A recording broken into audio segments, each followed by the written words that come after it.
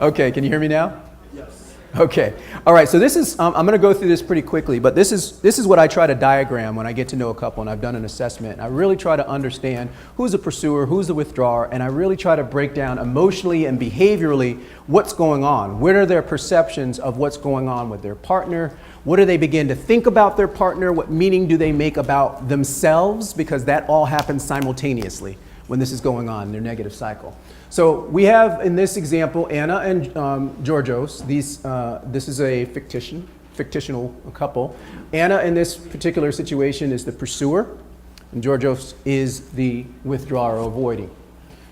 So we're going to look at the behavior that starts the cycle, and it can start with either person.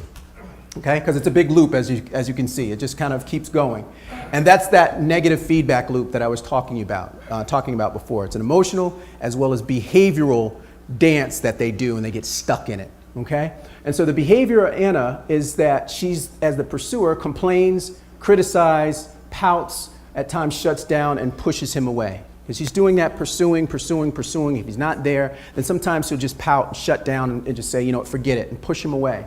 And so the withdrawer, her husband, his behavior is he dismisses her worries, talks a great deal, tries to convince her of his abilities, and avoids anything that makes him sad. So anything that feels sad, he just kind of deletes it. Doesn't want to deal with that, right? And so the perceptions or the attributions that his wife makes of this is, well, she thinks of him and feels like he doesn't listen, he doesn't understand, he's in his own world, and eventually, here it is, he'll give up on us. Remember the question? Are you there for me? And this happens quick, very quick. She gets to this distilled place of emotion that he's eventually going to leave, right? And the way she sees herself as a result of this is, I am heavily burdened for someone to want to stay with me. I can't meet my responsibilities. So then the view of herself also becomes a part of the cycle, right? So it's not just a perception of him, but also of herself. And so what are his perceptions on the other side of this? He perceives her as not appreciating what he offers, not accepting him, and she's phobic. So he begins to create his own impressions and his own perceptions of her. And the way he sees himself is, I'm incapable. No matter how much I try, I just can't succeed in convincing her that I'm trustworthy. You see how this cycle can get stuck? The way they see each other, the way they feel, and the way they behave, it gets stuck, right? And so what comes out in this cycle is the secondary emotion, right? Anger, anxiety, frustration, tension. That's what comes out in the cycle. But what's not getting expressed is beneath the primary emotion, fear. Right? Remember the little baby? Panicked when mom went to still face. That's what's happening. Right? So beneath the surface is anxiety, a fear. I'm panicking. I'm fear of being abandoned. And for him, it's sadness and despair. Like Eeyore, right? I don't see it getting better, right? So most withdrawers present like that, very depressed, very helpless, and they just kind of, withdraw, floppy ears, and they just don't have the energy to respond anymore. And so the more they do that, the more the pursuer, right? Because that desire for connection ain't going nowhere, right? Why? Because God made us that way, right? And so the unmet attachment needs on both sides, for Anna to be heard, to be loved, to feel safe, and for him, which is very, very common with withdrawers, is to feel accepted, to be appreciated, that I'm good enough, right? Most withdrawers have a sort of a abiding sense of unworthiness, not good enough, not enoughness. And for the pursuers, of which I am, too muchness. We're too much, we're too extra. Hang on one second. So this is what the cycle looks like. This can go on for years. Years and years and years and years, right? I had a couple probably about a year ago. They stayed with me about 8, 9 months. In their 60s, married 35 years, 2 adult children. This was their cycle, right? Other way around. The husband was like me. He was the pursuer. And the wife was very anxious. And so guess what? A lot of times that intense pursuing, what would she do? She would shut down. She would withdraw. And she continued to feel the sense of, I'm not good enough. I'm not a good wife. I can't meet my husband's needs. So that's the self-talk that she told herself. That was the impression that she had of herself. And so that just feeds the cycle, right? Because if I don't feel like I'm worthy, if I don't feel like I'm a good husband, if I don't feel like I'm a good wife, at some point I stop trying. And that's the saddest part. I just stop, I give up. And that's what keeps the cycle stuck in place. Does this make sense, y'all? I tried to make a fairly complex sort of interaction between partners kind of make sense. But this is what we're trying to track. The secondary emotion with the pursuer, the anger and fear, Mm-hmm. the anger and anxiety. Mm-hmm. So, can you explain that, why they're angry? Well, they're angry because they don't feel like that person is there for them, their partner. If you remember the baby, do you remember the baby got angry? Remember that? He's trying all his little tricks in the bag that used to work, pointing at stuff, and it wasn't working. And eventually, he got angry first, and then sad.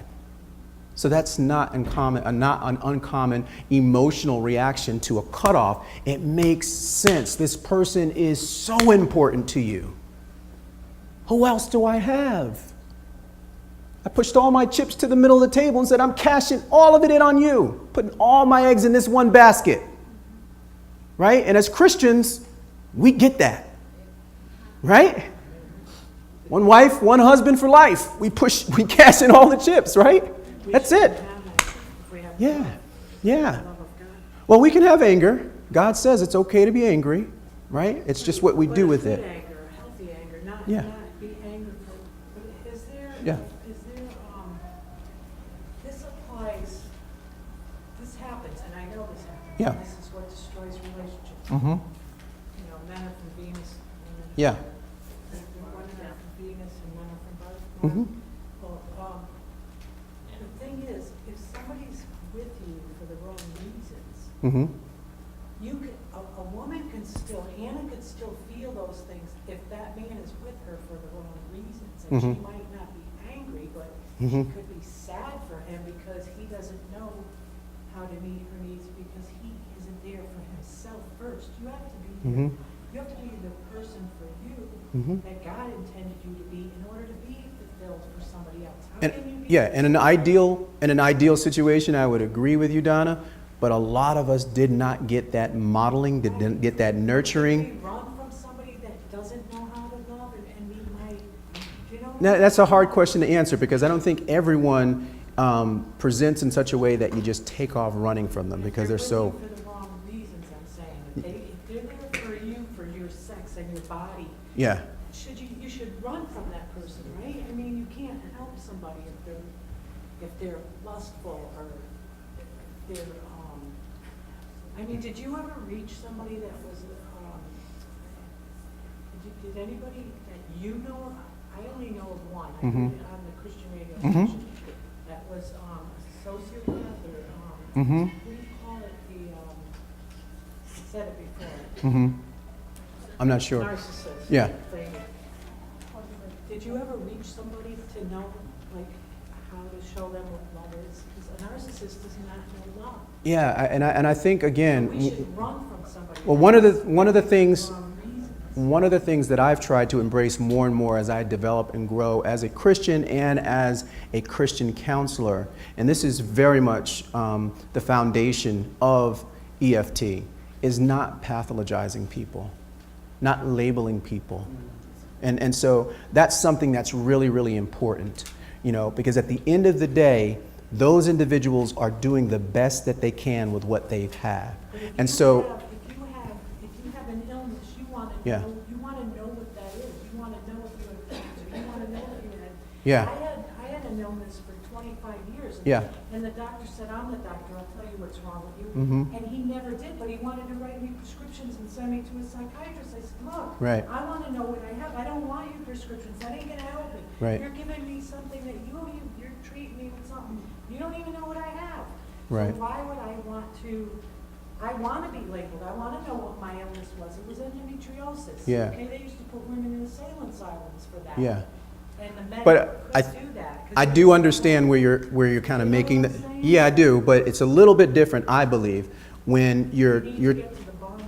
right. And sometimes, frequently, you can do that with a couple. In fact, I strongly believe still that the most healing and therapeutic relationship outside of God is in a loving and committed relationship where neither partner is willing to give up and throw in the towel. So I do believe that even someone who, and I got to move on after this, even someone who may present with narcissistic tendencies can also be redeemed in a healing, loving relationship. First with God and then with that spouse or that partner. Okay? So let me move on because I am, I got a lot to go through. They shouldn't stay with it if they're not willing to do that. Yeah, you don't know. You don't know. You're kind of asking a question that would be more difficult for me to say as a blanket statement because I've had lots of people walk in my office, and if I go on my first impression of them, I would have lost a whole lot of couples. I've had men walk in, and I'm looking at the guy, I'm like, oh, there's no way in hell he's going to go to any soft place and start talking about his emotions. And the first session, the guy is crying and telling me exactly how much he wants his wife to be there for him. We cannot judge people prematurely. We've got to trust the process. We've got to trust God and do our job and let him use us. So, I didn't know. I didn't. yeah. I didn't judge him. Yeah. That's what I'm trying to say. I understand. My situation, I didn't judge him. Gotcha. I didn't even know he was that until recently. Gotcha. Okay. I want to show this real quick because this is a very important clip from a film called Fences, and it's based on an original play. You guys probably have saw this. This is the screen adaptation. This is with Denzel Washington and Viola Davis. And in this scene, she's confronting him about an affair. They've been married for 18 years, and it's just an amazing look at how couples begin to grapple with that attachment injury and what it looks like from the injuring partner's side as well as the injured. So in this point, in this particular example, she's the injured partner and he's the injuring partner. Oops.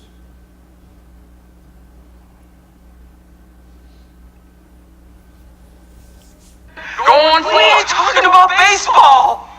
We're talking about you going off and laying up with another woman and bringing her home to me. That's what we're talking about. We're not talking about no baseball. You're not listening to me. I'm trying to explain it to you the best way I know how.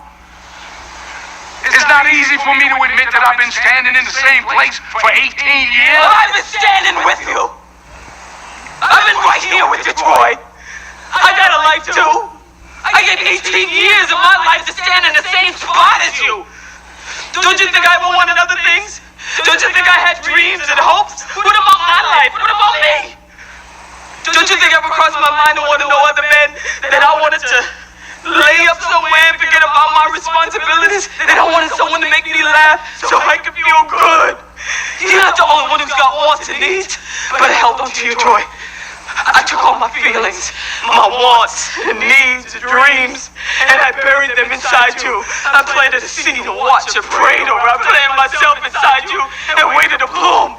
It didn't take me no 18 years to realize the soil was hard and rocky and it was never gonna bloom. But I held on to you, Troy. I held you tighter. You was my husband.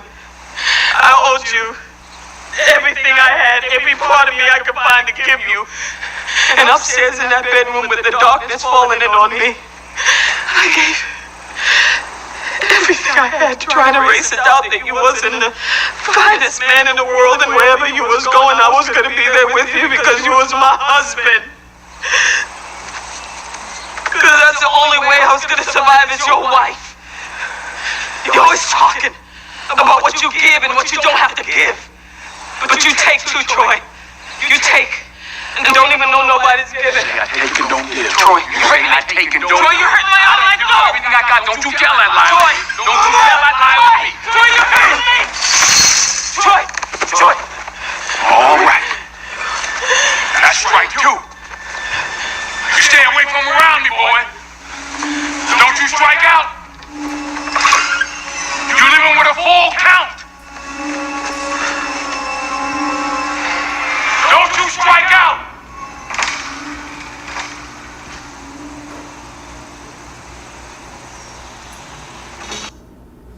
so I could spend an hour alone on that scene, just unpacking all of the hurt, all of the despair, all of the disappointment on both sides, right?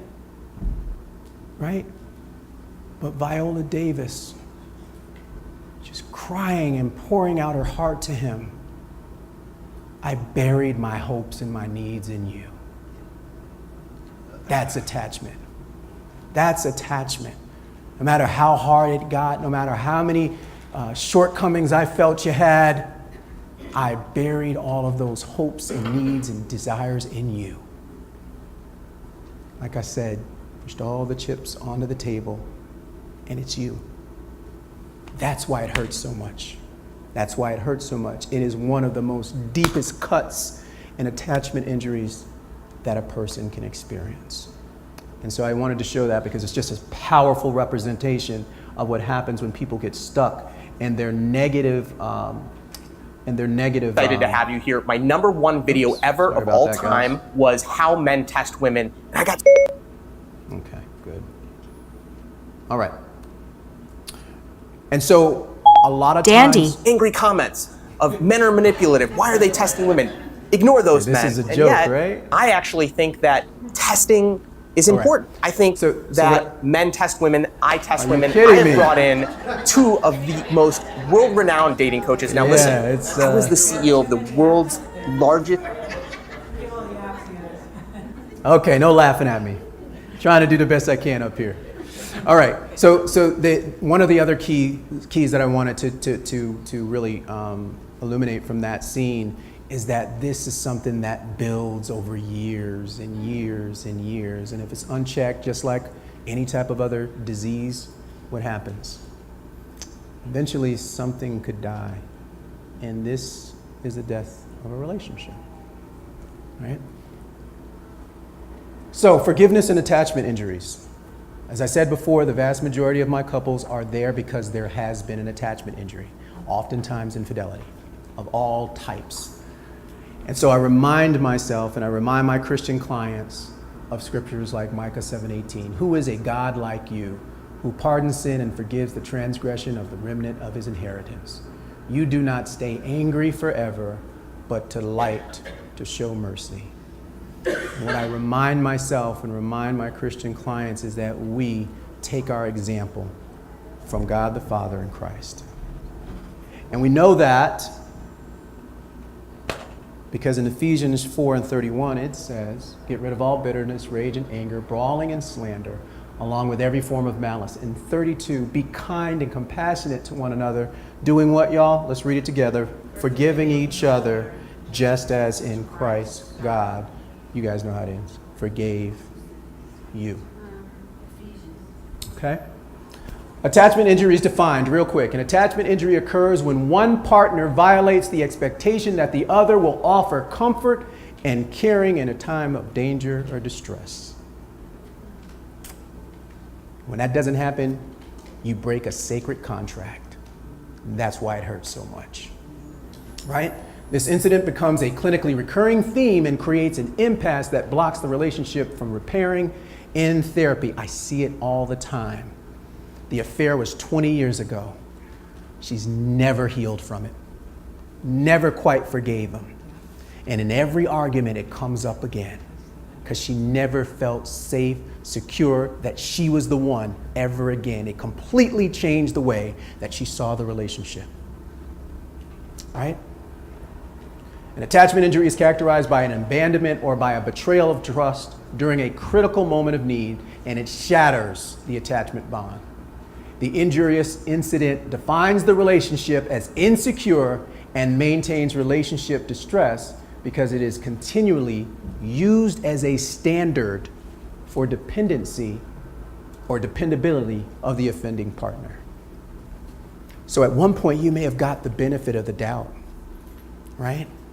But when this incident happened, it changed everything. Everything you do now is suspect. That's a tough one to overcome, but you can. But does it make sense? Doesn't that make sense? Everything now is called into question. Every little minute detail that may just be innocuous, may not be anything. But because of this trauma, this pain, this attachment injury, my brain goes to, oh no, it's happening again. And it happens that quick. And you react as if it's happening again. That's what PTSD is, y'all. You react as if it's happening again. Okay? And what would be the PTSD part? The PTSD is when you relive in a trauma as if it's happening right now. So he may not be cheating at all, but there's a danger cue, there's a change in his routine, there's something that triggers that memory, and you're right back there again. Okay? So how do we heal it? Injured partner articulates the injury and the impact. You support them to be able to say, what you did to me. I have literally heard couples where the injured partner has says, it almost killed me. Not figuratively, literally, it almost killed me. Or, I wanted to kill myself when I found out. Everything as I knew it was shattered. What could I believe anymore? What could I trust? I thought you were the one who would always be there for me. Right? Help them to do that, okay? The offending partner may engage in a reactive response, minimizing, denying, defending, and discounting. And so the injured partner integrates over time, slowly, this narrative and the emotion and accesses the attachment, fears, and longings associated with that injury event. What was it that I expected you from an attachment need that you didn't come through? Well, in the case of an affair or infidelity, was that it's me and only me. And when you went to someone else, that means I'm not enough. That means you don't honor me. That means that other person meant more to you than me, than our children, than our life together, right? That's why it hurts so much, right? And so you help them to understand that emotion and attach and be able to communicate those attachment fears and what happened as a result of this injury. The offending partner then understands the significance of the event and acknowledges the partner's pain and suffering. What happens is that this is something that has happened years ago. They don't realize that what they're in counseling for is not because they can't communicate, it's because they never healed from what happened 20 years ago. And it's played out in every argument they have, just beneath the surface. Because the question is, are you there for me? Can I trust you this time to really be there for me? To put me first, to put our kids first, to put our marriage first? Can I trust you? Right? That injuring partner, the offending partner, needs to understand that this wasn't just a minor transgression. I describe it as it wasn't just a flesh wound. This cut to the core of your spouse. And it almost killed them. And I don't clean it up. I don't try to fix it up. They need to understand the full impact of what that choice did to their spouse. And if they can do that with true empathy and genuine remorse, what happens? What happens? Then they begin, the injured spouse begins to see, you get it now. You stop telling me that was 20 years ago. What are you still nagging me about it for? They get it. And I have seen cheating spouses reduced to weeping because they finally got it. And then the spouse who was injured weeps along with them. We start to put that attachment back together again. That's what has to happen. Can we hold it? Because I only have a couple minutes, Kathleen, but I'll definitely get to you, okay? This is the attachment injury resolution model. And Sue Johnson and Mackinnon, these are the two people that developed this model. It's what I use. Swear by it. It's hard work, but when the couples, each partner, are willing to do it, God is able to repair them. And I have people come back like a phoenix rising from the ashes. Their marriage was dead on arrival. I have one couple that came into me. They said, we are in the midst of a divorce. We filed the papers this week. This is our last ditch effort to try to fix it. The husband was dead set on it. It's going to happen because she cheated. He was convinced of it. That couple, not only are they not getting divorced anymore, they are in an amazing place in their marriage for the first time in over 20 years that they've been together. Why? They did not give up. They did not give up, and they kept fighting, and they're still fighting. Not completely out of the woods, but they are no longer, divorce is off the table. Amen? And it amazes me every time when God does it. I just sit there, and sometimes after session, I just pray. And I just say, thank you for using me. Thank you. Because it is amazing to watch people heal like that. And I know it's God. I know it's God. When your heart's willing, right?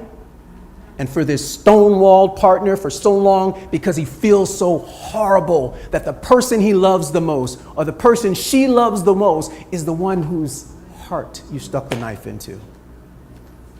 And that's what keeps them from understanding the impact that it had on their spouse. My guilt, my feeling of, oh, I cannot believe I was such a monster. They don't want to do that. So my job, the power of the Holy Spirit and God, is to help them to get to a place. You must do this. Healing and forgiveness is a two-person job. 3, really, when you count God. Put him first. Can we get these things online? Yeah, I'll show it. I'll show you where to get all of it. Absolutely. Or I'll send it to you. So let's just end this because we're running out of time. So the next steps on this process, the injured partner then moves towards a more integrated articulation of the injury and ties it to the attachment bond.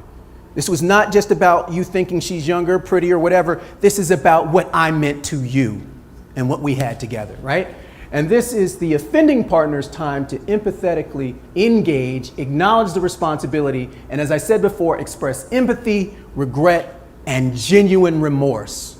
And when that happens, y'all, it's like the scales falling from Paul's eyes. It happens right in front of me, and I'm humbled every time I see it. What can happen when someone truly repents? Because that's what it is, right? And so the injured partner asks for reparative comfort and caring. There's the reach again. Okay.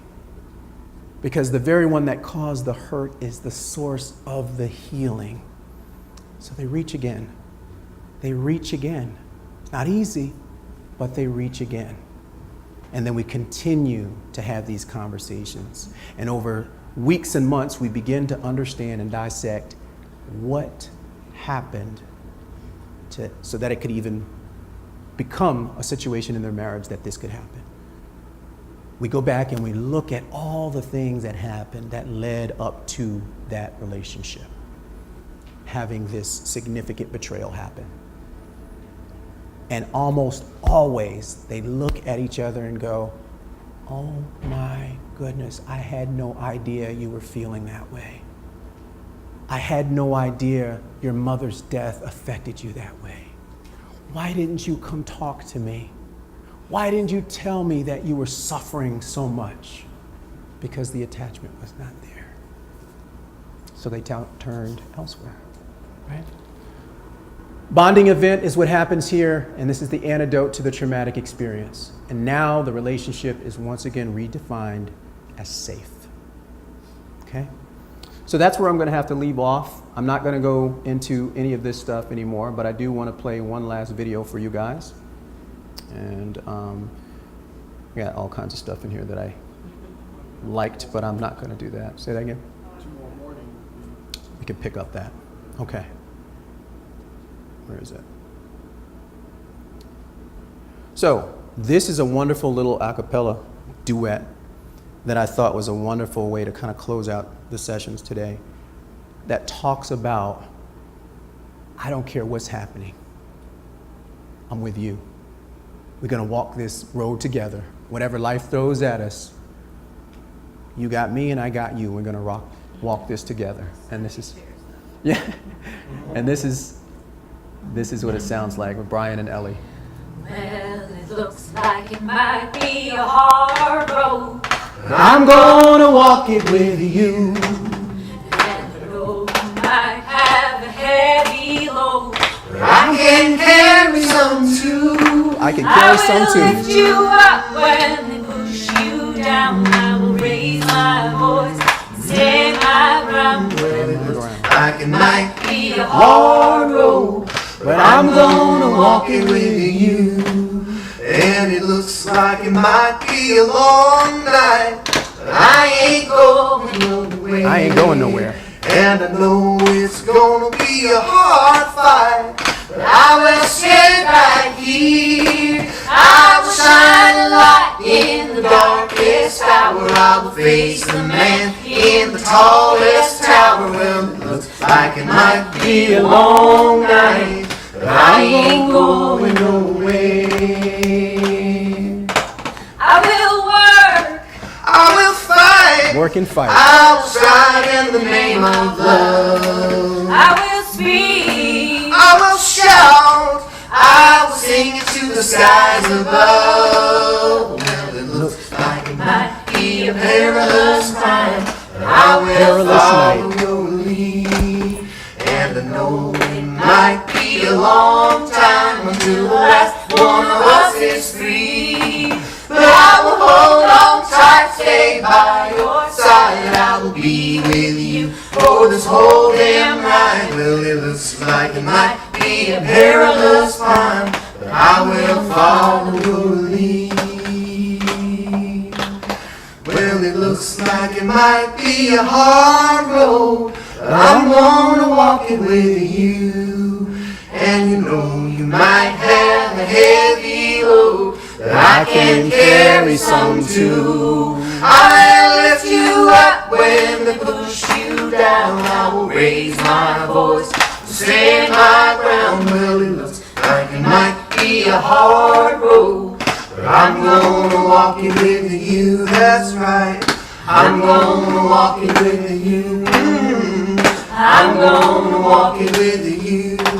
I will walk, I will climb, shine the light the whole night through. Because it looks like it might be a hard road, but I'm gonna walk it with you. Thank you, y'all.